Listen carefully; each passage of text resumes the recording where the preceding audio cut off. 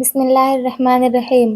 حضرت یوسف علیہ السلام حضرت یعقوب علیہ السلام کی دوسری بیوی راحیل بنت لابان کے بطن سے پیدا ہوئے۔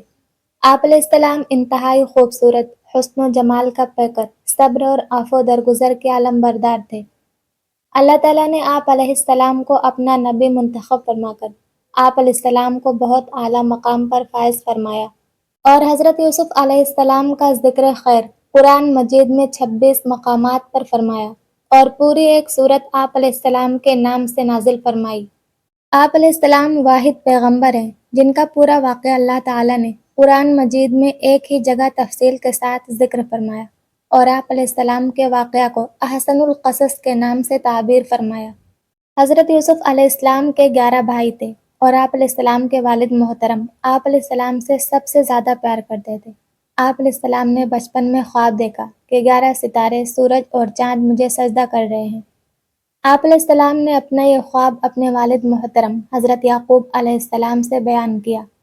حضرت یعقوب علیہ السلام نے اپنے چہیتے بیٹے کا خواب سنا تو فوراً سمجھ گئے کہ اللہ تعالیٰ اس بیٹے کو دنیا و آخرت میں اعلیٰ مقام عطا فرمانے والے ہیں۔ حضرت یعقوب علیہ السلام نے حضرت یوسف علیہ السلام کو نصیحت فرمائی کہ یہ خواب اپنے سوتیلے بھائیوں سے ذکر نہ کرنا، ہو سکتا ہے کہ تمہارے بھائی شیطان کے بہکاوے میں آ کر کوئی ایسی حرکت کر بیٹھے جو تمہارے اور ان کے لیے نقصان دہ ہو۔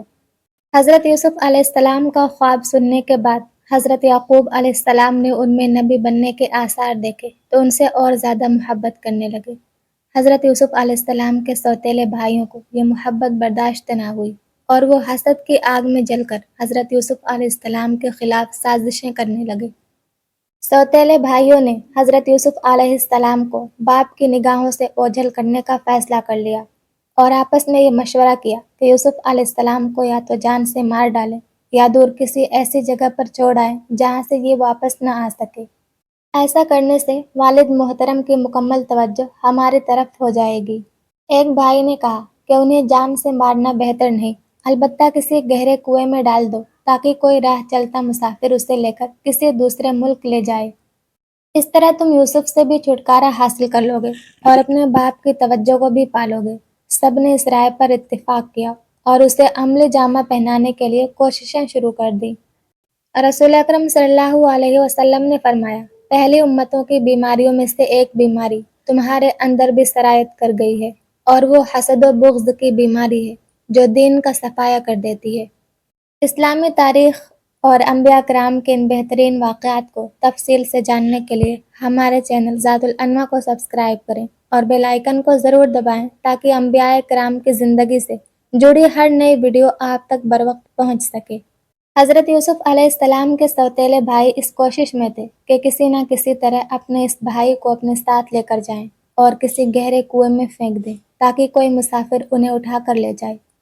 ایک دن وہ اپنے والد محترم کے پاس آئے اور اپنی ہمدردی کا یقین دلاتے ہوئے کہنے لگے، اے ابا جان، آپ یوسف کے بارے میں ہم پر اعتبار کریں۔ دنیا میں بھائی سے زیادہ بھائی کا سچا خیر خواہ کون ہو سکتا ہے؟ کل ہم سیر و تفریح کے لیے جا رہے ہیں، آپ یوسف کو ہمارے ساتھ بھیج دیں تاکہ ہم سب بھائی مل جل کر کھائیں پئیں اور کھیلیں۔ حضرت یعقوب علیہ السلام نے خدشہ ظاہر کیا کہ یہ ابھی چھوٹے ہیں، کہیں ایسا نہ ہو کہ تم کھیل کود میں مصروف ہو جاؤ اور انہیں بھیڑیا کھا جائے۔ لیکن بھائیوں نے اپنے والد محترم کو یوسف علیہ السلام کے تحفظ کا پورا یقین دلایا۔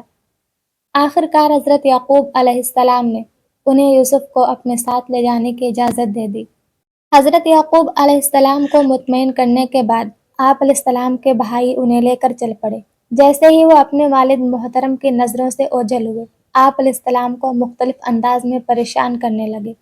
آخر کار انہوں نے اپنے طے شدہ پروگرام کے مطابق آپ علیہ السلام کو ایک گہرے کنویں میں پھینک دیا۔ جیسے ہی آپ علیہ السلام کو کنویں میں ڈالا تو اللہ رب العزت نے آپ علیہ السلام کی طرف وحی فرمائی کہ آپ پریشان نہ ہوں، آپ جس مصیبت میں ابھی گرفتار ہوئے ہیں بہت جلد اللہ تعالیٰ آپ کو اس سے نجات دلائیں گے، اور آپ کو ایسے اعلیٰ مقام پر فائز فرمائیں گے کہ ایک وقت آئے گا کہ یہی بھائی آپ کے سامنے شرمندہ ہو کر کھڑے ہوں گے، انہیں ان کی یہ باتیں یاد دلائیں گے کہ اس حال میں کہ وہ جانتے ہی نہ ہو۔ جب بھائیوں نے حضرت یوسف علیہ السلام کے کپڑے اتار کر کنویں میں پھینک دیا تو انہیں اس بات کی فکر ہوئی کہ ہم اپنے والد محترم کو جا کر کیا جواب دیں گے۔ وہ مختلف حیلے اور بہانے سوچنے لگے۔ آخر یہ طے پایا کہ ایک سب بان ہو کر کہیں گے کہ یوسف کو بھیڑیا کھا گیا ہے۔ بطور ثبوت انہوں نے ایک بکری کا بچہ ذبح کر کے اس کے خون سے حضرت یوسف علیہ السلام کے کرتے کو آلودہ کیا، اور پھر رات کے وقت روتے ہوئے حضرت یعقوب علیہ السلام کے پاس پہنچے اور اپنے طے شدہ منصوبے کے تحت باپ کو مطمئن کرنے کی کوشش کرنے لگے۔ جب حضرت یوسف علیہ السلام کے بھائیوں نے حضرت یعقوب علیہ السلام کو حضرت یوسف علیہ السلام کا خون آلود کرتا دکھایا، آپ علیہ السلام اسے دیکھتے ہی پہچان گئے کہ میرے بیٹوں نے کسی سازش کے تحت یوسف علیہ السلام کو میری نظروں سے اوجھل کر دیا ہے، کیونکہ وہ خون آلود کرتا کہیں سے بھی پھٹا ہوا نہیں تھا۔ پھر آپ علیہ السلام نے روتے ہوئے کہا کہ اب میں اس صدمہ پر صبر کرتا ہوں اور اللہ تعالیٰ سے مدد طلب کرتا ہوں۔ رسول اکرم صلی اللہ علیہ وسلم نے فرمایا، مومن کے معاملے پر تعجب ہے، کیونکہ اس کا ہر معاملہ خیر و بھلائی والا ہوتا ہے، اور مومن کے علاوہ کسی کو یہ سعادت حاصل نہیں۔ اگر اسے خوشی پہنچتی ہے تو شکر کرتا ہے، یہ اس کے لیے بہتر ہے۔ اگر مصیبت پہنچتی ہے تو صبر کرتا ہے، اور یہ بھی اس کے لیے بہتر ہے۔ یوسف علیہ السلام کے سوتیلے بھائی آپ علیہ السلام کو کنویں میں ڈال کر واپس چلے گئے، تو آپ علیہ السلام کنویں کے اندر اللہ تعالیٰ کی مدد اور رحمت کا انتظار کرنے لگے۔ کچھ ہی دیر بعد شام سے مصر جانے والا ایک تجارتی قافلہ وہاں سے گزرا۔ انہوں نے اپنے ایک آدمی کو کنویں سے پانی لانے کے لیے بھیجا۔ جب اس نے اپنا ڈول کنویں میں ڈالا تو حضرت یوسف علیہ السلام اس کے ساتھ لٹک گئے، اور جیسے ہی اس نے کھینچا تو آپ علیہ السلام بھی اس کے ساتھ باہر نکل آئے۔ اس آدمی نے جب آپ علیہ السلام کو دیکھا تو فوراً کہا، ہمارے لیے تو ایک بہت بڑی خوشخبری ہے، یہ تو ایک اللہ والے حضرت یوسف علیہ السلام کو لے کر سرزمین مصر پہنچے، تو انہوں نے اپنے دیگر ساز و سامان کی طرح حضرت یوسف علیہ السلام کو بھی فروخت والے سامان میں شامل کر دیا۔ کام کے ذریعے اللہ تعالیٰ اہل مصر پر رحمت نازل فرمانے والے تھے، اور آپ علیہ السلام کے ہاتھوں میں حکومت کی باغ ڈور آنے والی تھی۔ اس لیے عزیز مصر نے آ کر آپ علیہ السلام کو دیکھتے ہی قافلہ والوں سے خرید لیا، کیونکہ اسے آپ علیہ السلام کی پیشانی پر خیر و برکات کے آثار نظر آ گئے تھے۔ خریدنے کے بعد وہ آپ علیہ السلام کو اپنے شاہی محل میں لے آیا اور اپنی بیوی سے کہا کہ انہیں عزت سے رکھنا، ہو سکتا ہے کہ یہ ہمارے کسی کام آئے یا ہم اس کو اپنا بیٹا ہی بنا لیں۔ اس طرح اللہ رب العزت نے حضرت یوسف علیہ السلام کو مصر میں ایک شاہی محل گھرانے میں پرورش پانے کا موقع نصیب فرمایا۔ حضرت یوسف علیہ السلام عزیز مصر کے گھر میں پرورش پا رہے تھے اور اپنے والد محترم کی تعلیمات کے مطابق اللہ تعالیٰ کی عبادت کر رہے تھے۔ جب آپ علیہ السلام جوانی کی عمر کو پہنچے تو اللہ رب العزت نے آپ علیہ السلام کو علم و حکمت سے نوازا اور منصب نبوت پر فائز فرمایا۔ حضرت یوسف علیہ السلام جب جوانی کی عمر کو پہنچے تو آپ علیہ السلام حسن و جمال کا پیکر اور انتہائی خوبصورت تھے۔ عزیز مصر کی بیوی آپ علیہ السلام کے حسن پر فریفتہ ہو گئی اور آپ علیہ السلام کو ورغلانے کی بہت کوشش کی۔ ایک دن موقع پا کر وہ آپ علیہ السلام کو بند کمرے میں لے گئی اور خوب بنا سنگار کر کے آپ علیہ السلام کو برائی کی دعوت دی، لیکن آپ علیہ السلام نے اس کی دعوت کو رد کر دیا اور جواب میں کہا کہ میں تمہارے اس دعوت گناہ سے بچنے کے لیے اللہ تعالیٰ کی پناہ مانگتا ہوں، اس لیے کہ یہ گناہ جرم عظیم، امانت میں خیانت اور محسن کی ناشکری ہے۔ تمہارا شوہر میرا محسن ہے، اور یہ کیسے مناسب ہوگا کہ میں اپنے محسن کی عزت سے کھیلوں؟ اپنے محسن کی خیانت کرنا تو ظلم ہے، اور میں ظلم کا ارتکاب نہیں کر سکتا۔ اس کے بعد آپ علیہ السلام اپنی پاک دامنی کے لیے کوشش کرتے ہوئے دروازے سے باہر نکلنے لگے تو عزیز مصر کی بیوی نے آپ علیہ السلام کا پیچھے سے کرتا پکڑا، جس سے وہ پھٹ گیا۔ دروازے کے پاس ہی دونوں نے عزیز مصر کو سامنے پایا۔ حضرت یوسف علیہ السلام جب اپنی عزت بچانے کے لیے بھاگتے ہوئے دروازے پر پہنچے تو عزیز مصر کو دروازے پر پایا۔ عزیز مصر کی بیوی نے اپنے شوہر کو دیکھتے ہی چالاکی کرتے ہوئے اسے آپ علیہ السلام کے خلاف بھڑکانے کی کوشش کی اور کہا کہ جو آدمی تمہارے بیوی کے ساتھ برائی کا ارادہ کرے تو اس کی سزا یہی ہے کہ اسے قید میں ڈال دیا جائے یا اسے کوئی اور دردناک سزا دی جائے۔ حضرت یوسف علیہ السلام نے بھی اپنے آپ کو بے گناہ ثابت کرنے کی کوشش کی۔ آخرکار عورت کے خاندان ہی میں سے ایک سمجھدار آدمی نے یہ گواہی دی کہ اگر یوسف کی قمیص آگے سے پھٹی ہوئی ہے تو عورت سچی ہے، اور اگر پیچھے سے پھٹی ہوئی ہے تو یوسف سچا ہے۔ لہٰذا جب عزیز مصر نے دیکھا کہ آپ علیہ السلام کی قمیص پیچھے سے پھٹی ہوئی ہے تو وہ فوراً معاملے کی حقیقت کو سمجھ گیا اور اپنی بیوی کو توبہ کرنے اور یوسف علیہ السلام کو درگزر کرنے کو کہا۔ حضرت یوسف علیہ السلام کی پاک دامنی ظاہر ہونے کے بعد عزیز مصر کی بیوی کا حضرت یوسف علیہ السلام پر فریفتہ ہونے کا واقعہ مشہور ہو گیا۔ مصر کی عورتوں نے عزیز مصر کی بیوی پر لعن طعن شروع کر دی کہ عزیز مصر کی بیوی اپنے ہی غلام پر فریفتہ ہو گئی اور اسے اپنا دل دے بیٹھی ہے۔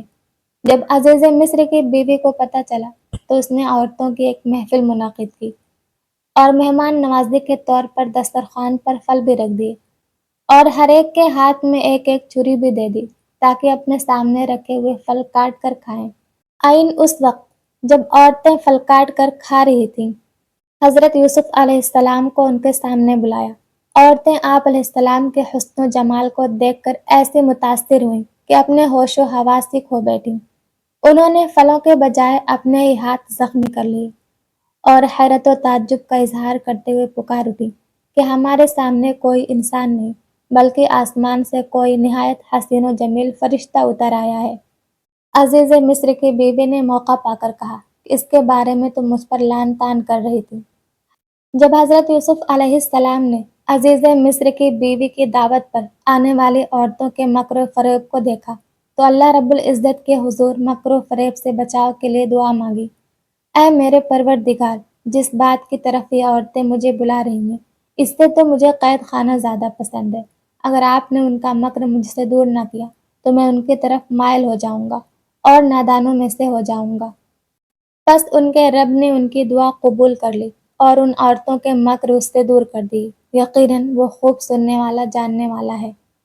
عزیز مصر نے حضرت یوسف علیہ السلام کی بے گناہی کے تمام شواہد و دلائل کے باوجود مشیروں سے مشورہ کرنے کے بعد مصلحت اس میں سمجھی کہ یوسف کو کچھ مدت کے لیے قید خانہ میں بند کر دیا جائے تاکہ اپنے خاندان کا عیب چھپ جائے اور وقت گزرنے کے ساتھ ساتھ لوگ اس واقعہ کو بھول جائیں۔ چنانچہ اس نے حضرت یوسف علیہ السلام کو قید خانہ میں ڈال دیا، لیکن اللہ تعالیٰ نے اس قید کو بھی آپ علیہ السلام کے لیے خیر و برکت کا باعث بنا دیا۔ جب حضرت یوسف علیہ السلام کو قید خانہ میں ڈالا گیا تو آپ علیہ السلام کے ساتھ دو ایسے نوجوانوں کو بھی قید کیا گیا جن میں سے ایک بادشاہ کا ساقی اور دوسرا باورچی تھا۔ ان دونوں پر بادشاہ کو زہر دینے کا الزام تھا۔ جب جیل میں ان کی ملاقات حضرت یوسف علیہ السلام سے ہوئی تو وہ آپ علیہ السلام کے اخلاق و کردار، عادت و اطوار، اقوال و افعال، کثرت عبادت اور اللہ تعالیٰ کی مخلوق پر شفقت سے بہت متاثر ہوئے۔ ان دونوں نے ایک ہی خواب دیکھا کہ انگور کی بیل کی 3 شاخیں ہیں، ان میں پتے اگائے ہیں اور انگوروں کے گچھے پک گئے ہیں۔ اس نے انگور لے کر بادشاہ کے پیالے میں نچوڑے اور اسے وہ مشروب پلا دیا۔ باورچی نے دیکھا کہ اس کے سر پر روٹیوں کی 3 ٹوکریاں ہیں اور پرندے سب سے اوپر کی ٹوکری سے کھا رہے ہیں۔ ان دونوں نے اپنا اپنا خواب حضرت یوسف علیہ السلام کو سنایا اور تعبیر بتانے کی بھی درخواست کی۔ حضرت یوسف علیہ السلام کے جیل کے ساتھیوں نے جب آپ علیہ السلام کو اپنا اپنا خواب سنایا تو آپ علیہ السلام نے موقع کو غنیمت سمجھتے ہوئے انہیں اللہ تعالیٰ کی توحید اور دین کی باتیں سمجھائی۔ اس کے بعد ان میں سے ہر ایک کو اس کے خواب کی تعبیر بتائی۔ حضرت یوسف علیہ السلام نے اپنے جیل کے ساتھیوں کو اللہ تعالیٰ کی توحید اور دین کی باتیں سمجھانے کے بعد انہیں تعبیر یہ بتائی کہ تم میں سے جس نے اپنے آپ کو شراب نچوڑتے دیکھا ہے اس کی تعبیر یہ ہے کہ اسے قید سے رہائی ملے گی اور وہ دوبارہ اپنے بادشاہ کو شراب پلانے پر مامور ہوگا، اور جس نے اپنے سر پر روٹیوں کے ٹوکرے دیکھے ہیں اسے پھانسی دی جائے گی اور پرندے اس کے سر سے گوشت نوچ نوچ کر کھائیں گے۔ رسول اکرم صلی اللہ علیہ وسلم نے فرمایا، جب تم میں سے کوئی اچھا خواب دیکھے تو اس پر اللہ کا شکر ادا کرے اور اسے اہل علم کے سامنے بیان کرے، اور اگر کوئی ناپسندیدہ خواب دیکھے تو شیطان کی طرف سے ہے، لہٰذا اس خواب کے شر سے اللہ تعالیٰ کی پناہ مانگے اور وہ خواب کسی سے بیان نہ کرے، ایسا کرنے سے وہ اسے نقصان نہیں پہنچائے گا۔ حضرت یوسف علیہ السلام نے خواب کی تعبیر بتانے کے بعد ساقی سے کہا کہ تم تو نجات پا جاؤ گے، اس لیے جب بادشاہ کے پاس جاؤ تو ان سے میرا ذکر بھی کرنا کہ ایک بے گناہ آدمی قید میں پڑا ہوا ہے۔ رہائی پانے والے ساقی کو آپ علیہ السلام کا بادشاہ کے سامنے ذکر کرنا شیطان نے بلا دیا۔ اس طرح آپ علیہ السلام کئی سال تک مزید قید خانہ ہی میں رہے۔ ساقی کے رہا ہونے کے کئی سال کے بعد مصر کے بادشاہ کو خواب آیا کہ 7 موٹی گائیں ایسی ہیں جنہیں 7 دبلی گائیں کھا رہی ہیں، اور 7 خوشے خشک ہیں اور 7 سبز۔ اس نے اپنے درباریوں سے اپنے اس خواب کی تعبیر پوچھی، لیکن کوئی بھی اس کی تعبیر نہ بتا سکا، بلکہ وہ کہنے لگے یہ تو پریشان کن خواب ہے۔ آخر کار وہ ساقی جو قید سے رہائی پا کر بادشاہ کے ہاں پہنچا تھا، اس نے کہا کہ اگر آپ مجھے اجازت دیں تو میں قید خانے میں جاتا ہوں، وہاں ایک یوسف نامی آدمی ہے جو اس خواب کی تعبیر بتا سکتے ہیں۔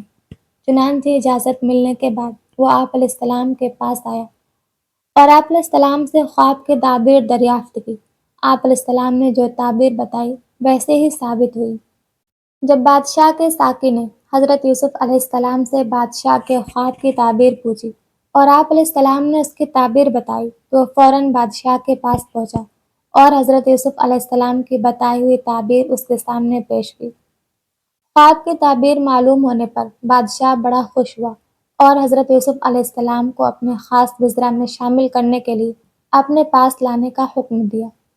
جب بادشاہ کا قاصد آپ علیہ السلام کے پاس حاضر ہوا تو آپ علیہ السلام نے اس وقت تک قید خانہ سے باہر نکلنے سے انکار کر دیا جب تک آپ علیہ السلام کی مکمل بے گناہی کا اظہار نہ ہو جائے۔